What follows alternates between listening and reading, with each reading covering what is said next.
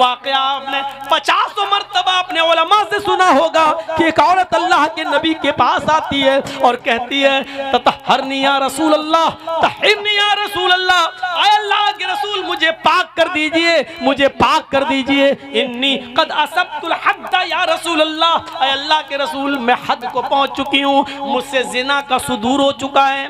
पूरी तहकीक करने के बाद, मुंह सूंघने के बाद जब पता चला कि ये बगैर नशे में बोल रही है, अपने जुर्म का इकरार कर रही है, फरमाया इसको सजा दे दो। जब उसको ले जाया जाने लगा तो वो गिर गई। सहाबा ने कहा इतनी तेज, जल्दी चलो, तेज क्यों नहीं चलती हो, क्यों गिर गई हो? उसने कहा हमल ठहर गया है, जिना की पैदावार है मेरे पेट में, बच्चा है मेरे पेट में, इसलिए मैं ज्यादा तेज नहीं चल सकती।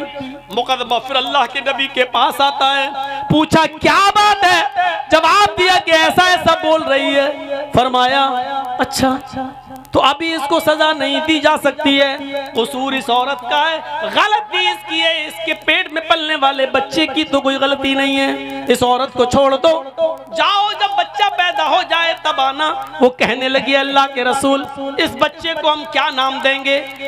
मेरे पैदा होने के, इसकी पैदाइश के बाद जब मुझे मारा जाएगा तो इस बच्चे को बाप का नाम बड़ी मुश्किल से मिलेगा, कौन अपना नाम देगा, इसलिए मेरे साथ मर जाने दो। आपने कहा उसूल और ज़ाब्ते तुम्हारे मुताबिक नहीं चलेंगे, कसूर तुम्हारा है तो सजा तुम्हें मिलेगी, तुम्हारे पेट में पलने वाले बच्चे को नहीं। जाओ जब बच्चा पैदा हो जाए तब आना। जब बच्चा पैदा हो गया पूरे 9 महीने के बाद वो लेकर आई। आपने कहा ठीक है जाओ अब इसको संसार कर दो। जब वो जाने लगी तो बच्चा रोने लगा। अल्लाह के नबी ने देखा, उसकी माँ चीख कर कहती है अय अल्लाह के रसूल अगर आखिरी ख्वाहिश मेरी पूरी कर दें तो बेहतर होगा, मैं चाहती हूँ कि इस बच्चे को मैं अपनी पिस्तान का आखिरी बार दूध पिला दूं।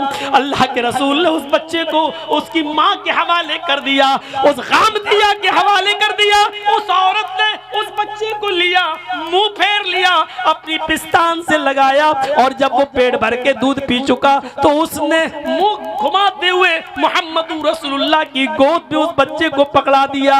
अल्लाह के रसूल ने उस बच्चे को लिया, उसके मुंह में लगा हुआ दूध देखा और इस जाती हुई औरत को देखा जो कत्ल होने के लिए, संसार होने के लिए, पत्थरों से मार खाने के लिए जा रही है। आपने आवाज दी आए काम दिया इधर आओ। वो आई, फरमाया इस बच्चे को पकड़ो।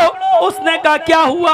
आपने कहा इस बच्चे की ग़िज़ा तेरी पिस्तान में मौजूद है, इस बच्चे को अभी तेरे दूध की जरूरत है, जब तक ये बच्चा रोटी न खाने लगे तब तक तुझे सजा नहीं दी जाएगी।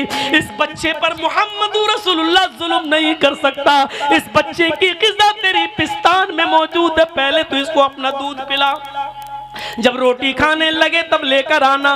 जब वो रोटी खाने लगा तब वो औरत लेके आई। शरीयत मोहम्मदी में अब गुंजाइश बाकी नहीं थी, नबी अकरम के पास अब छोड़ने का कोई बहाना नहीं था। ओ मानो अधिकार की जगह जगह ठेके खोलने वालों, इंसानियत की अलमबरदारी का ऐलान करने वालों, हिरोशिमा और नागासाकी पर एटम बम बरसाकर करोड़ों लोगों और आज तक उनकी औलाद को अपाहिज और लंगड़ी दूली पैदा होने पर मजबूर करने वालों, कौन सी जबान से तुम इंसानियत की बात करते हो? कौन सी जबान से तुम अपने आप को इंसानियत का अलमबरदार कहलाने का हक रखते हो? ये मोहम्मद रसूलुल्लाह की इंसानियत थी कि उस औरत को अभी कत्ल नहीं किया जा रहा है। जाओ जब दूध छोड़ दे और रोटी खाने लगे तब आना। कस्टडी में नहीं दिया, मौलाना जर्जीस की तरह पुलिस उसका हाथ पकड़कर उसको जेल की सलाखों में नहीं ले गई। जाओ जब तुझे अल्लाह का डर है तो कहां भाग के जाओगी? आओगी यहीं और भाग भी जाओगी, मोहम्मद की अदालत से बच जाओगी तो कयामत के दिन जहन्नम की सजा से नहीं बच सकोगी। जाओ अगर जाना हो तो, कोई कस्टडी की जरूरत नहीं, उसके पीछे किसी आदमी को नहीं लगाया, अल्लाह का डर होगा तो आएगी। तौबा के दरवाजे खुले हुए थे, इसके बावजूद वो मुकम्मल पाक होना चाहती थी। जब रोटी खाने लगा तो लेके आई, मोहम्मद रसूलुल्लाह ने उस बच्चे को अपनी गोद में लिया, फिर किसी के हवाले कर दिया। एक सहाबी ने उस बच्चे को संभाला और उस औरत को रुखसत कर दिया गया, सीने के बराबर गाड़ा गया। उस औरत के ऊपर पहला पत्थर पत्थर खालिद इब्न वलीद ने मारा, सीने के बराबर गाड़ा गया और पहला पत्थर खालिद इब्न वलीद ने उसके सर पे मारा। पहले ही पत्थर में सर फूट गया, खून का फव्वारा निकला और खालिद इब्न वलीद के कपड़ों पे पड़ गया। खालिद इब्न वलीद की जबान से कुछ नाजेबा जुमला निकल गया, कुछ गलत जुमला निकल गया। बर्बाद हो जाए जानिया बदचलन औरत, इसने हमारे कपड़े को नापाक कर दिया, खून की चीजें। अल्लाह के रसूल को जब पता चला तो गाम दिया तो चली गई, उसने तो पत्थर खा खा कर अपनी जान दे दी और अल्लाह के दरबार में पाक व साफ हो गई। इस दुनिया में उसने सजा पाकर अपने आप को पाक करा लिया। लेकिन नबी अकरम ने कई दिन तक खालिद इब्न वलीद से बात नहीं की। एक दिन आए, कहने लगे फिदा का अबी व उम्मी या रसूल अल्लाह, मेरे माँ बाप पर कुर्बान, आप हमसे बात क्यों नहीं करते? फरमाया तुमने उस औरत को जो उल्टे सीधे जुमले बोले थे, उन जुमलों से मैं नाराज हूँ। फरमाया अल्लाह के रसूल, वो बदचलन औरत, उसके खून के छींटों ने मेरे कपड़ों को गंदा कर दिया था, इसलिए मैंने बोल दिया। फरमाया खालिद, उस औरत को बदचलन न बोलो, उस औरत को गलत न बोलो, तुम नहीं जानते हो उसने पत्थरों से मार खा खा कर अपनी जान देकर अल्लाह के दरबार में कैसी पक्की सच्ची तौबा की है। आए खालिद, अगर उस एक औरत की तौबा को इस मदीने के 70 गुनाहगारों पर डाल दिया जाए, 70 जहन्नमियों पर डाल दिया जाए, तो उस एक औरत की तौबा से 70 के 70 जहन्नमी जन्नती बन जाएंगे। उस एक औरत की तौबा से वो 70 के 70 को बख्श दिया जाएगा। मेरे प्यारे साथियों, ऐसी तौबा की, ये बार बार आपका कहना जाओ अभी नहीं, बच्चा पैदा हो जाए तब आना, बच्चा पैदा हो गया तब का जाओ, जब बच्चा दूध छोड़ दे रोटी खाने लगे तब आना, ये इंसानियत थी नबी अकरम की। और खुद कहा जब बच्चा पैदा, तुम्हारा कसूर है, बच्चे को सजा नहीं दी जा सकती, जबकि वो नाजायज बच्चा है, उस बच्चे के बाप का पता नहीं, लेकिन इस्लाम ने उस बच्चे को भी दुनिया में आने का हक दिया है, उस बच्चे को भी मारने का हक नहीं दिया। इंसानियत के दावे करने वालों, अपने हॉस्पिटल का जायजा लो, कितने अस्पताल ऐसे हैं जहां कॉलेज के लड़के और लड़कियां गलत काम करते हुए जब उनसे मिस्टेक होती है और हमल ठहर जाता है, तो कितनी लड़कियां ऐसी हैं जो आज हॉस्पिटलों में अपने पेट के बच्चे गिरवा रही हैं। अरे वो तो नाजायज, कितने शादीशुदा जोड़े ऐसे हैं जो अपने हलाल बच्चे, 3-4 बच्चे हो गए, अब हम चौथा नहीं करेंगे, 5वां नहीं करेंगे, धोखे से ठहर गया तो उसको भी गिरवा लेते हैं और एबॉर्शन करा लेते हैं। अरे इस्लाम ने तो हराम और नाजायज औलाद को भी गिराने की इजाजत नहीं दी है। तुम तो अपने हलाल बच्चे गिरा लेती हो, हलाल बच्चों का एबॉर्शन करा देती हो। जो बच्चे दुनिया में कत्ल कर दिए जाएं, 20 दिन का, 25 दिन का, 1 महीने का, 2 महीने का बच्चा, जो बच्चा रहमे मादर में कत्ल कर दिया जाए, एबॉर्शन करा दिया जाता है, कयामत के दिन अल्लाह इस बच्चे को जबान देगा, कयामत के दिन इस बच्चे को अल्लाह हाथ देगा, कयामत के दिन अल्लाह इस बच्चे को बॉडी देगा। बुखारी शरीफ की रिवायत है, कयामत के दिन ये बच्चा इस हाल में आएगा, जा यौमल कयामती मुअल्लकुम बैन सदैहा, कयामत के दिन ये बच्चा अपने माँ की दोनों पिस्तानों से लटका हुआ आएगा, अपने माँ के दोनों पिस्तानों से दूध को चूसते हुए आएगा। अल्लाह कहेगा, आए बच्चे तुझे कुछ कहना है?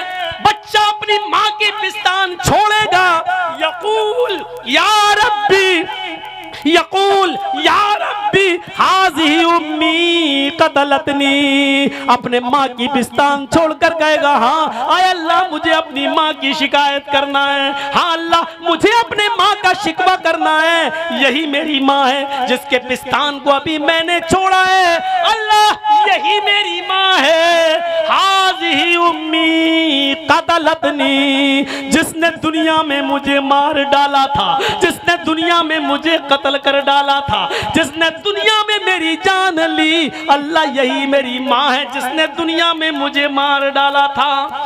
कयामत के दिन छोटे छोटे बच्चे अपने माँ बाप की सिफारिश कराएंगे, लेकिन जिन बच्चों का एबॉर्शन करा के दुनिया में मारा गया, कयामत के दिन ये बच्चे अपनी माँ को जबरदस्ती जहन्नम में भिजवाएंगे कि अल्लाह दुनिया में मेरी माँ मेरी नहीं हुई तो आखिरत में तू इसका मत बन, इसको जहन्नम में दाखिल कर दे, जहन्नम में डाल दे। क्या मामूली बात समझ रखी है? अपने हलाल बच्चों को गिराना, हलाल बच्चों का एबॉर्शन करा देना।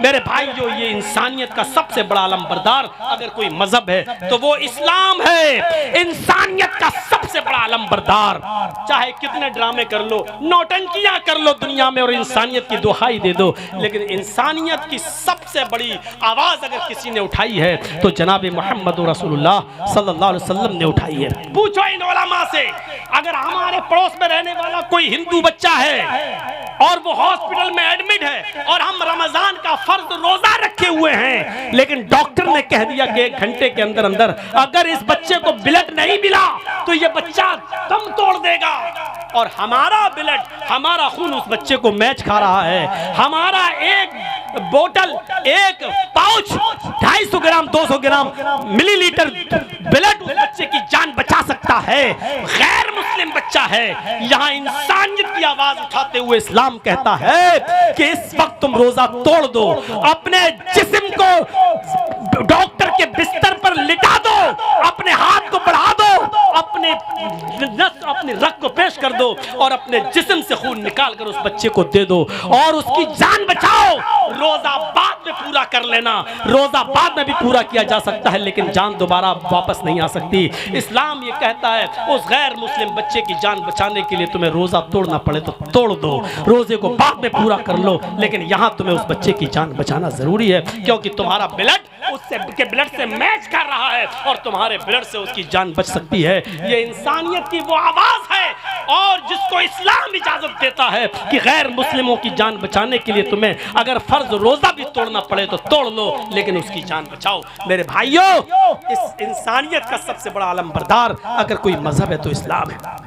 बहुत सी बातें हैं, इस्लाम दीन अदल भी है, इस्लाम दीन तक़वा भी है, इस्लाम दीन रहमत भी है, इस्लाम दीन रूहानियत भी है। इस्लाम के अंदर बहुत सी खुसूसियात है जो हम उस तरफ नहीं चल सके हैं। मेरी घड़ी में इस वक्त 3:35 इंडिया के टाइम के हिसाब से हो रहे हैं और 15 मिनट और आपके टाइम के हिसाब से जोड़ दिया जाए तो 3:50 4:06 पे टाइम हो रहा है फजर का। मेरे भाइयों, वुजू बनाने का टाइम है ताकि अजान से पहले हम और आप वुजू बना लें और नमाज की अदायगी करें। तो ये इस्लाम की खुसूसियात और इस्लाम के मिजाज और इस्लाम की अहमियत और फजीलत पर हमने चंद बातें आपके सामने पेश की हैं। हम अल्लाह से दुआ करते हैं कि अल्लाह रब्बुल आलमीन, जो इस्लाम सारी इंसानियत का मजहब है, जो इस्लाम आदम से लेकर मोहम्मद रसूलुल्लाह तक तमाम नबियों का मजहब है, अल्लाह हमें इस इस्लाम के अंदर पूरा का पूरा दाखिल होने की तौफीक अता फरमा, इस्लाम के हर अहकाम पर हमें चलने की तौफीक अता फरमा। अल्लाह इस्लाम के अंदर हमें पूरा का पूरा दाखिल फरमा दे। बार इलाह,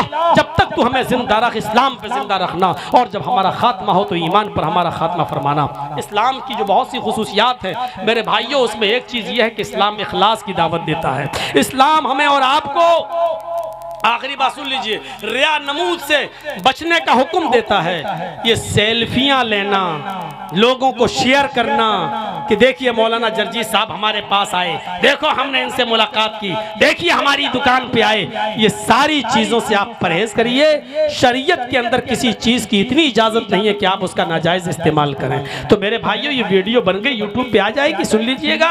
अब कुर्बानी का बकरा खरीद के ला रहे हैं तो उसकी नुमाइश, हम उम्रा करने जा रहे हैं तो हैरान फोटो खींच कर वो हम शेयर कर रहे हैं। अपनी इबादतों को बर्बाद मत करो, रिया नमूद मत करो। रोजा इफ्तार करा रहे हैं तो सब फोटो लेकर शेयर कर रहे हो, साहब हमने 50 आदमी को रोजा इफ्तार कराया। क्यों अपनी नेकियों को बर्बाद कर रहे हो यार? क्यों अपनी नेकियों को तुम तबाह कर रहे हो? क्यों अपनी नेकियों को बर्बाद कर रहे हो? इन तमाम इबादतों में इखलास पैदा कीजिए। हमारी भी फेसबुक आईडी चलती है, कभी आपने देखा हमने किसी कोई जलसा शेयर किया हो?